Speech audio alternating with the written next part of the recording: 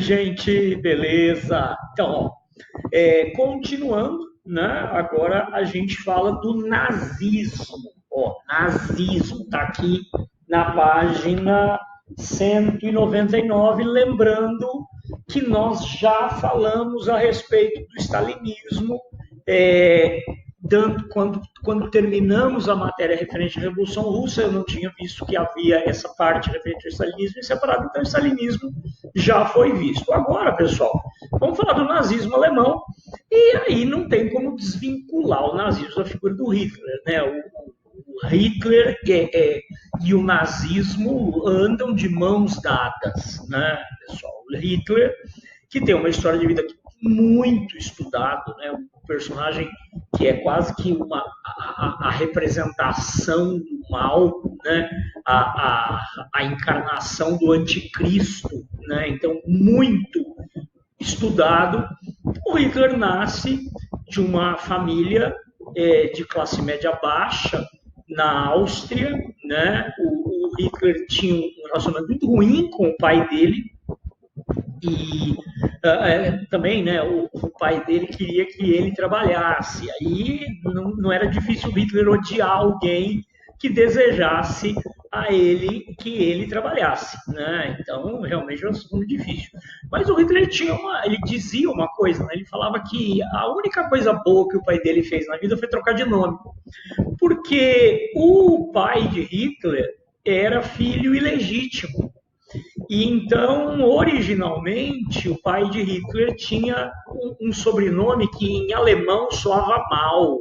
Eu não sei, né? Porque em alemão, para a gente, é português, né? Que era algo como Schickengruber. Schickengruber. Então, imagina isso, né? Alguém gritando, Hi, Schickengruber, né? Não é algo fácil. Então, quando a mãe de Hitler finalmente se casou com um sujeito chamado Riedler, o pai do Hitler adota o nome do marido da mãe, né? Como se fosse filho do cara, e aí adapta para Hitler, e aí fica, né, esse sobrenome, que em alemão é um sobrenome fácil, né? Então Hitler dizia que o nome dele era a única coisa boa que o pai tinha feito. Mas, de qualquer forma, filho, pai era funcionário público do Império Austro-Húngaro, né? Eles se fixaram na cidade de Linz.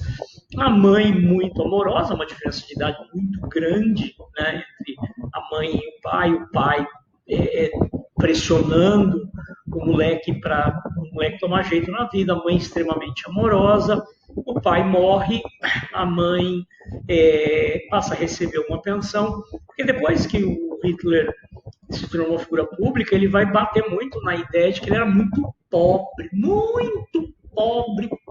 ao extremo. Não era pobre ao extremo, tá? Isso não é verdade. Ele tinha até um padrão de vida confortável, mas teve uma boa vida na escola até o final do ensino fundamental. Quando ingressa no ensino médio, o Hitler aparentemente desanda na escola. A gente percebe, né, o que os biógrafos dizem, que o Hitler se achava um cara destinado a fazer coisas muito importantes. Ele sonhava em ser artista, então ele achava que, aparentemente, aquele conhecimento que a escola lhe fornecia não era nada muito importante, não fazia diferença para ele. Então ele não conseguiu concluir o ensino médio, se formou no ensino médio através de um sistema, né, que a gente chama aqui no Brasil de supletivo, alguma coisa nesse sentido lá na Alemanha, e ele vai tentar seguir a carreira de artista. Ele sai de Linz, vai para Viena para prestar exame admissional na Academia de Belas Artes de Viena, e aqui já vemos algumas coisas interessantes. Ele ficou horrorizado em Viena ao ver a mistura étnica, né? Porque o Império Austro-Húngaro era formado por inúmeros povos, tchecos, eslovacos, húngaros, poloneses, eslavos do sul, ali, né, da região ali dos Balcãs, no norte dos Balcãs, como bósnios, croatas, né? Então o Hitler ficou horrorizado e concluiu que esse Império Austro-Húngaro não tinha futuro por conta dessa característica multiétnica. Ele, que era um nacionalista convicto, né? A ideia da superioridade, do pan-germanismo, da superioridade da raça alemã, isso que era uma mentalidade muito difundida na época. O Hitler não consegue ser aprovado, mas tem como justificativa para si que o Império Austro-Húngaro atrasado não compreende a grandeza de sua arte, migra para a Alemanha, onde vai prestar também um exame admissional na Academia de Artes de Berlim, mas também é reprovado. É reprovado 2 vezes e desiste. Né? E aí depois, e sua mãe morre, né? Sua mãe morre, ele retorna a Linz e recebe uma pequena herança. Muita gente fala que, muitos autores dizem, né, que talvez a única pessoa no mundo que o Hitler realmente amou foi a sua mãe. Aí sim ele vai passar dificuldades, mas ele que era vagabundo, sabe? Não queria arrumar um trampo.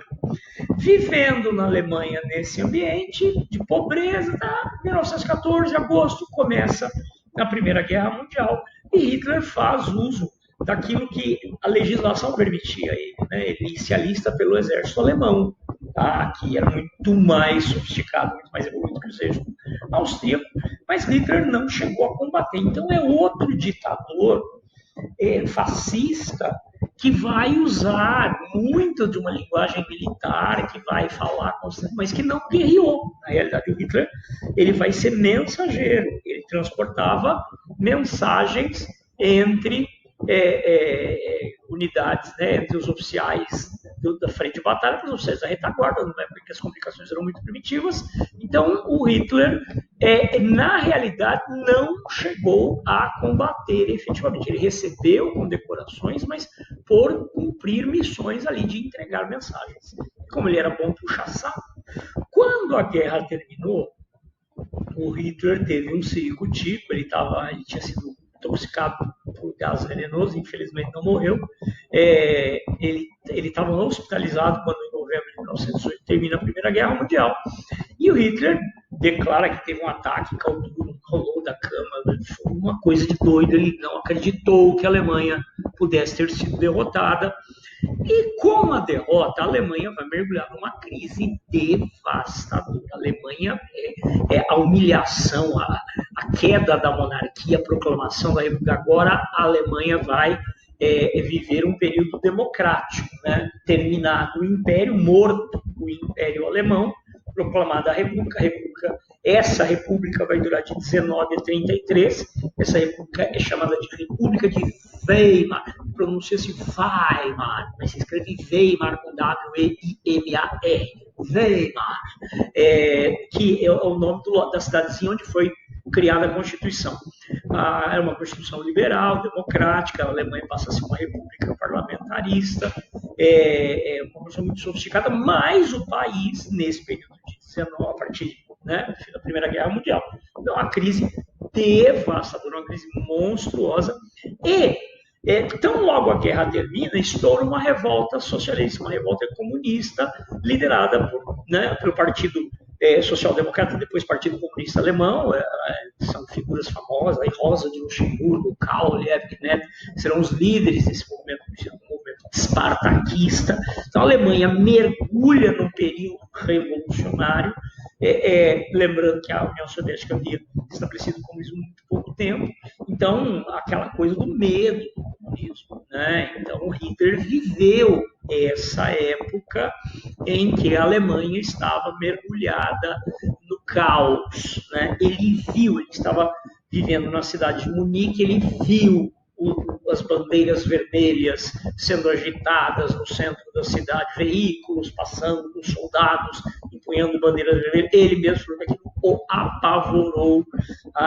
E como a Alemanha tinha sido proibida ao final da Primeira Guerra Mundial de ter um exército, ou melhor, tinha um exército de 100 mil homens no máximo, o exército alemão não dava conta de cuidar de todo esse caos, apenas 100 mil homens, né?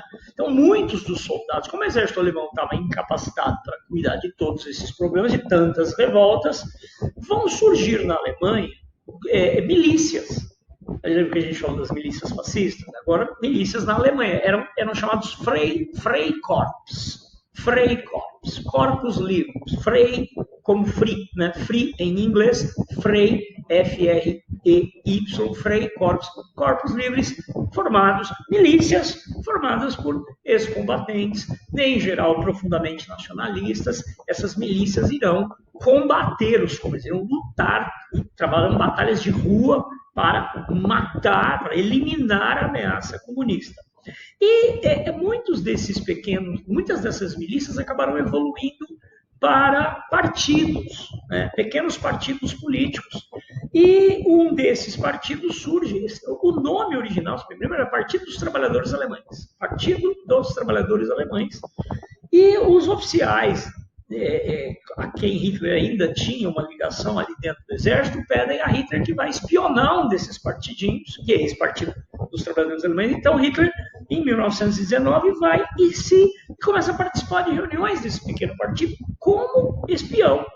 E, no final das contas, ele gosta das ideias, né? Nacionalismo, anticomunismo profundo, nacionalismo poderoso, anticomunismo profundo. Mas aqui nós temos aquilo que é a grande novidade.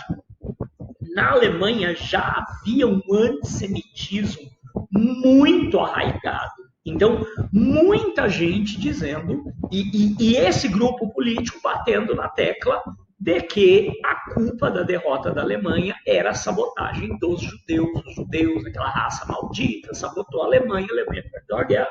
O Hitler, né? Aquela epifania, é aqui que eu... É nisso que eu vou embarcar. O Hitler se filia ao partido. E aqui que o Hitler mostra que veio, né? Ele falava excepcionalmente bem em público. O Hitler, como se dizia na época, o Hitler não discursava, ele hipnotizava as massas. Ele falava tão bem em público que quando o Hitler fazia um discurso, os discursos dele eram longos. Ele chegava a suar tanto que ele perdia peso em suor como alguém que corresse 15 quilômetros. Quer dizer, mais que a São Silvestre. O Hitler chegava a desmaiar após seus discursos quando ele falava para o público e agitava a multidão. Teve muita gente que relatou o seguinte: fui assistir o comício de Hitler, nem sabia direito quais eram as ideias que ele ia defender, saí de lá nazista convicto, porque ele transformava bosta em caviar. Quando ele falava, a coisa fazia sentido. Entendeu? Então o Hitler tinha muito forte esse poder de convencimento, e isso vai levá-lo a assumir uma postura de comando. Ele vai se tornar o líder do partido, e até o partido vai mudar de nome para Partido Nacional Socialista dos Trabalhadores Alemães. É interessante frisar essa ideia do socialismo nacional dos trabalhadores, porque eles estão se vendendo como a terceira via, como a gente falou lá na primeira aula. Eles estão falando que são uma novidade, que misturam elementos. Então é uma espécie de um socialismo nacionalista e não internacional. É uma coisa nova, entenderam? A ideia a venda de uma imagem de revolucionários, pegando inclusive muitos dos símbolos comunistas, como a própria bandeira. A gente normalmente presta atenção na bandeira nazista, o que a gente vê? A suástica dentro de um círculo branco. Mas por que ao redor do círculo branco a bandeira é vermelha? Então é importante entender que eles vão pegar muitos desses elementos para se dizerem: olha, eu não sou nem capitalista, nem comercial, eu sou uma novidade. Em 1900, o partido cresce, na medida em que a Alemanha vive um período caótico. Em 1923, a situação na Alemanha é tão grave que o país vai viver a pior inflação da história do mundo. Uma inflação assim, assombrosa. Parece que tem um país africano aí que superou aí a inflação alemã, mas assim, a inflação alemã, a crise econômica na Alemanha, fome, desespero. Nesse ambiente caótico, o Hitler decide tomar o poder. E, imitando meio que o Mussolini, eles vão organizar a chamada uma marcha, né? Vão organizar uma marcha sobre Munique, que era um importante estado alemão, a Baviera. Eles pretendiam tomar o poder na Baviera e usar a Baviera para se espalhar pela Alemanha. Então, eles organizam uma marcha, onde Hitler e seus parceiros ali, os parceiros do Hitler, uma série de ex-combatentes, vão, um general importante da Primeira Guerra Mundial que participa, chamado Ludendorff, eles vão marchar na direção da sede do governo bávaro para tomar o poder. E aí eles estão avançando pela rua, encontram uma barreira policial e, acreditando que os policiais não iam atirar, avançam na direção da barreira, os policiais atiram, vai até morrer um cara, engraçado que o cara morreu do lado de Hitler, mas se o tiro tivesse meio metrinho para cá, hein? Puta, quanto problema a gente teria evitado. Então morre um cara aqui do lado do Hitler, é uma confusão, Hitler corre, foge, né? Na biografia dele, na sua autobiografia, ele vai dizer que ele correu porque precisava ajudar uma criança ferida. Correu igual uma lebre, parecia o The Flash, né? Foi para ajudar ninguém. Correu e com as cuecas cheias, né? Não sei não, mas eu arriscaria. Então Hitler foge, mas acaba sendo preso, acusado de traição, é levado a julgamento. E aqui é um aspecto interessante, porque se a gente tiver uma visão de mundo muito maniqueísta, se a gente tentar olhar o mundo de uma forma onde as coisas estão muito bem divididas entre bem e mal, tipo novela da Globo, né? A gente não entende isso. O Hitler aproveita seu julgamento para transformar o tribunal num palanque. E tanto é que ele decide ele vai fazer a sua própria defesa. E aí ele vai usar os momentos em que lhe era dado a direito de fala, porque ele discursava muito bem. Então, durante o seu julgamento, o que ele faz? Ele fala que o que eles queriam fazer era para salvar a Alemanha da humilhação da derrota. Ele fala que o que eles querem mesmo é evitar que a Alemanha caia sob o domínio do comunismo e que eles estão enfrentando uma conspiração judaica internacional para destruir a Alemanha. Ele defeca suas ideias e o pior, foi visto com simpatia.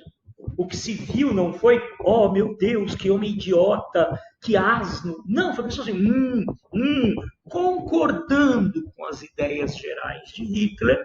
Hitler é condenado a uma pena relativamente branda, 5 anos. Vai cumprir a pena numa fortaleza do exército muito confortável, onde ele tinha um apartamentinho só para ele. A realidade é que toda a liderança nazista fica reunida dentro dessa fortaleza e eles podiam se encontrar normalmente. Hitler usa, inclusive, esse período na cadeia para escrever o livro Minha Luta, Mein Kampf, onde ele resume basicamente o que ele pretendia fazer com o mundo. Gente, lembrando que o livro Minha Luta tem um pé no saco. O Hitler falava bem, ele escrevia muito mal. O livro é uma temática muito batida. Então, eu tenho um exemplar em PDF, eu não consegui ler, eu acho que eu não consegui ler 5 páginas. É muito chato, é muito besta o livro, né? Tem toda uma mitologia, o livro, um lixo do livro, e, de qualquer maneira, o que nos interessa é que aqui ele vai falar, resumidamente, o que ele pretende fazer como matar. Ele não usa a palavra matar, ele usa varrer da face da terra, exterminar, aniquilar, sempre visualizando o quê? O mundo tem problemas, mas esses problemas são todos eles fruto da miscigenação. Que quando nós tivermos eliminado todas as demais raças e sobrado só a população alemã, só a raça germânica, aí a raça germânica e o bem irá proliferar, porque os germânicos são bons, são raça superior e tudo mais. Então tem que matar tudo. Ele tinha uma escala de ódio, começando pelo judeu, passando pelo eslavo, mas no fim das contas ia matar todo mundo. É famosa a história, né, da edição do Minha Luta que saiu em japonês, mas que excluiu o capítulo em que o Hitler defendia o extermínio dos povos asiáticos, né? Então, tinha um capítulo para exterminar cada povo, né? Um capítulo dedicado ao extermínio de cada povo, deve ser isso. Então, o Hitler publica o Minha Luta, ele não cumpre 2 anos de cadeia, acho que são 22 meses de prisão, e quando o Hitler sai da cadeia em 1925, o partido dele tinha puxado. Por quê? Porque o governo alemão conseguiu contornar a crise. E os extremos políticos, eles vivem, seja da esquerda ou da direita, eles vivem do caos. Quanto maior o caos, você tem uma situação em V, né? Com as forças políticas moderadas enfraquecidas e os extremos fortalecidos, seja de direita, seja de esquerda, seja de direita. Então, como a situação havia se equilibrado, aí você passa a ter um V invertido, com as forças moderadas prevalecendo naquela república parlamentarista, e os extremos enfraquecidos. Com o comunismo fragilizado, o nazismo, que era visto como a vacina anticomunista, o soro de combate ao comunismo, sem o comunismo não havia necessidade. Então, os apoiadores irão minguar, o partido irá declinar em tamanho e só não deixa de existir porque o Hitler continuava sendo brilhante em seus discursos, movendo a céus e terras. Então, o nazismo esteve à beira da morte, respirando por aparelhos, mas vão dar uma sorte extrema, porque em 1929, crise de 29, e essa crise vai afetar a economia alemã de forma devastadora, e aí nós temos novamente o V voltando à sua posição original, né? Uma baita crise, gerando aí o enfraquecimento das forças moderadas e o fortalecimento dos extremos. Como os comunistas haviam decidido disputar o poder através de eleições e não mais tentar só chegar ao poder de forma revolucionária, os nazistas imitam os comunistas e aí nós passaremos a ter uma briga política dentro do parlamento, dentro dessa república parlamentarista, que o destaque fica para a figura do presidente da república, um general chamado Paul von Hindenburg. Paul von Hindenburg. Posteriormente virou nome de dirigida. Mas, então, o presidente da república, Paul Hindenburg, e os partidos estavam disputando o poder através de eleições, né, para ver quem que seria o primeiro-ministro. Em alemão, a palavra é Chanceler. E aí, gente, entenda, em 1932, as eleições haviam sido indefinidas. Nenhum grupo político tinha maioria. Isso aqui a gente está resumindo, tá? Nenhum grupo político tinha maioria. Então, era necessária a composição de frentes, né, de alianças. Os comunistas, por ordem de Stalin, se negaram a fazer alianças com os grupos de socialistas mais moderados, os sociais-democratas. Então, a esquerda estava rachada. Os partidos de direita se unem e, tendo Hitler na liderança da coalizão, ganham a maioria no parlamento e Hitler é nomeado em 1932 chanceler, primeiro-ministro. Tá? Então, a verdade é que Hitler chega ao poder como primeiro-ministro em 1932 através de uma coalizão fruto de eleições. Tá? Só que, como ele dizia, nós vamos usar a democracia para destruir a democracia. Tá? Então, durante o ano de 1932, o que ele fez? Perseguiu duramente a sua oposição esquerdista. Caçou os partidos comunistas, socialistas, social-democratas, aniquilou essa oposição de esquerda. Em 1900, e praticamente não encontrou oposição. Então, ele vai expurgar do sistema parlamentar alemão os grupos de esquerda. Em 1933, morre o presidente Hindenburg.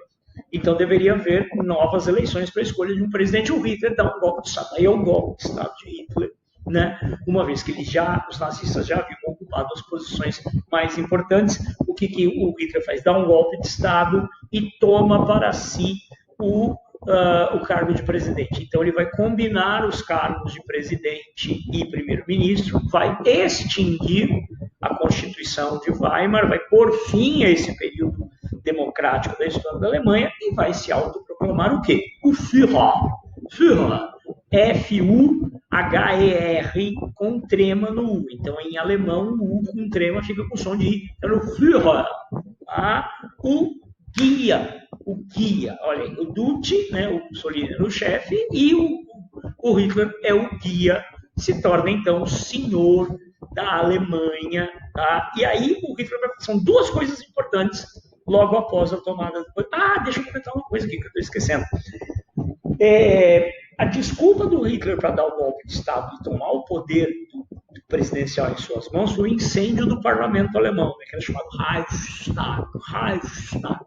Então, acredita-se, inclusive, tem muita gente que defende a tese de que foram os próprios nazistas que mandaram tocar fogo no prédio do parlamento, e aí o Hitler usa isso como desculpa para dizer, nossa, a Alemanha precisa de um homem forte. É o plano Cohen do Vargas, né? É aquele evento ficcional, aquele evento criado pelo próprio ditador para justificar a tomada do poder, né? Então, foi o incêndio do parlamento.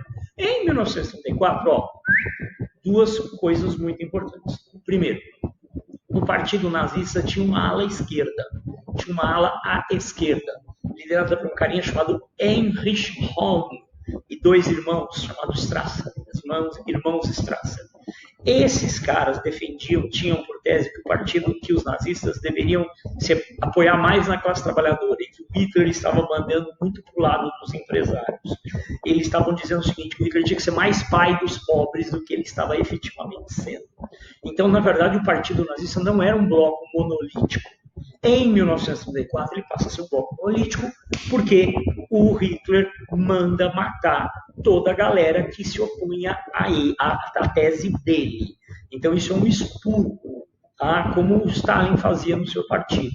O Hitler vai eliminar uma parcela de seus filiados, os filiados do partido nazista, alegando traição, e a partir daí o Hitler passa a ter o partido todo nas suas mãos, essa ala dissidente desaparece, esse evento é chamado Noite das Longas Facas. Tá? E em segundo lugar, em 1934 será criada a primeira edição das chamadas Leis Raciais de Nuremberg. Leis Raciais de Nuremberg, onde o Hitler, os nazistas começam a eliminar os direitos civis e políticos da população judaica alemã, da comunidade judaica alemã. É curioso que quando o Hitler se tornou primeiro-ministro, o mais importante jornal judeu alemão, que a Alemanha tinha uma comunidade de 2 milhões de judeus, o mais importante jornal judeu alemão publicou um editorial dizendo que a comunidade judaica alemã não precisava temer Hitler, que a força da Constituição alemã defenderia os judeus alemães, que a lei os protegeria. Então, a partir de 33 acabou, e a partir de 34 você começa a ter a implantação gradual de restrições às liberdades individuais, de restrições aos direitos civis dos judeus alemães. Você não vai ter o ataque, não vai ser em um único momento, será um processo gradual de redução dos direitos políticos da população judaica até você chegar em 1938 e você completa esse processo. Então, as leis de Nuremberg, elas vão sendo aperfeiçoadas com o tempo. Gente, eu estou preocupado, eu não marquei quanto tempo nós estamos, eu vou começar a cronometrar isso aqui. Então, vamos fazer uma pausa, vamos encerrar essa primeira parte referente ao nazismo, e aí nós continuamos vamos ter um segundo bloco, onde nós falaremos aí a respeito de como se deu a evolução dos nazistas no poder, e aí falaremos também da Guerra Civil Espanhola. Gente, um abraço.